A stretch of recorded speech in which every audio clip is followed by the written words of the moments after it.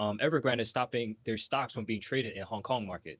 And also one of their subsidiaries, I think it's called Evergrande Energy or something like that. They also stopped the trading of those stocks as well. So, and if you look at the current situation with the stock markets in Hong Kong, it's actually quite interesting that this is happening. And again, for a company to do something like this, generally, as far as investing goes, that just means they want to stop people from selling all the shares away, because that will collapse the company, collapse all the stocks immediately. So for them to do something like that, that's also a step to protect their assets as well in the Hong Kong market at least.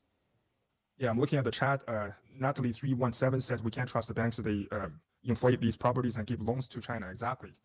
That's what we've been talking about. Like the CCP still have, let's imagine $7 trillion invested in communist China, and that's $1 trillion in Hong Kong. I believe that's a number. Like maybe now it's less because like the investors they're desperate, and they're pulling away from China and pulling away from Hong Kong, because Hong Kong's already a police state, already taken over completely by the Chinese Communist Party, the fake police, after 2019.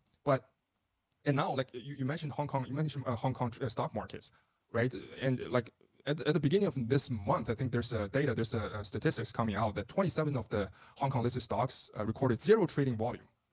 And among them, they're not just the smaller companies. They're big companies, big banks. Just like Natalie mentioned, those are big banks like Shengjing Bank.